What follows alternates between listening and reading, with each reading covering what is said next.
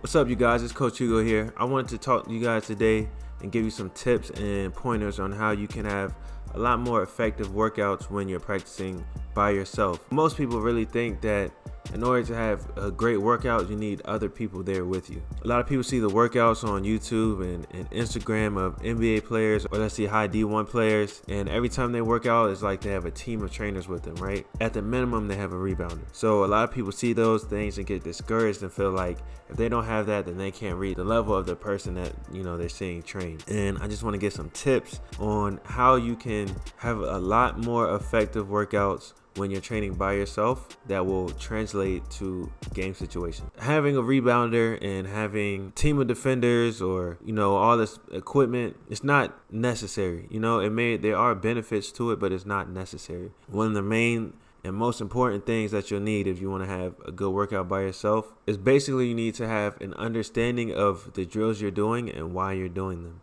At the end of the day, in order to be better in game, you have to practice in game situations. So if you want to be a better ball handler, then just doing stationary ball handling drills, while there is some benefit to it, that's not going to really help you be better in the game because it's kind of unrealistic to just stand in one spot and do dribble moves. You have to understand what you're doing, right? So that's just an example of you can do all the stationary ball handling drills you want. Your in-game handles will not get much better. And once you understand that, you're able to put yourself in better situations and come up with better drills. The way that all trainers come up with their drills is from watching game tape. Basically, what you want to do if you're just starting out, pull up highlights, not like top 10 dunks or most flashy passes, not those type of highlights. Whoever your favorite player is or a player you feel like you can model your game after, watch their in-game highlights of how they score and how they operate during the games. You like Chris Paul and you see the way when he comes off a pick and roll, the pace that he's using, or if he shields a defender, or the moves that he's making off of the screen. You want to take that one clip, that one possession, and recreate it, and that's a drill. You want to practice that. That's something that's going to happen in the game because you've seen it time and time again from watching film. So the next thing once you understand the drill that you're doing, the next thing you need to do is you have to have the ability to use your imagination. So you have the drill, you have the in-game situation, and yes, you may be on the court by yourself, but you should have the ability to use your imagination so that you see 9 other players on the court. So when you're working on ball screens, you know that there's a defender on the wing, probably 2 defenders on this wing, and you want to use your imagination so that when you're making these moves, it makes you go at a harder intensity because you can see the defense. And just another tip with your imagination, you're not using your imagination to, you do a little crossover and then all of a sudden the person guarding you falls down and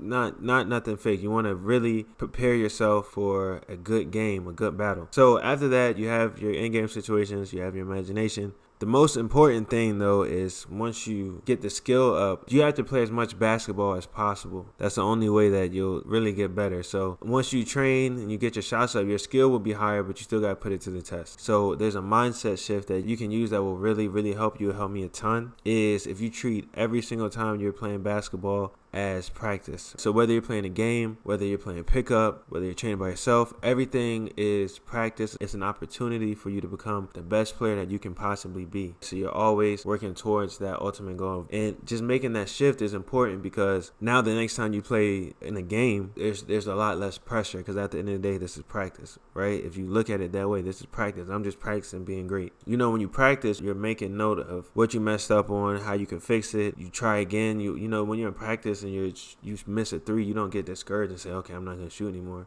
No, it's practice. You're always getting that constant feedback of how you can develop and become better. That's just a tip that's helped me tremendously. Everything is practice to become the best player you can be. Once you are in a game, you get that feedback. Now you can take it back to your court when you're training by yourself. Your imagination is much better because, okay, I just did this in a game and this is what happened. So the next time this happens, okay, I got this for him. You have to understand that it's still a long-term goal and it's about being consistent and putting in that work daily. But just having that mindset shift of, okay, I understand what I'm working on. I'm imagining myself in real game-like situations. So I'm going at a high intensity. If you're working out by yourself, you should still be drenched in sweat like you just played a basketball game.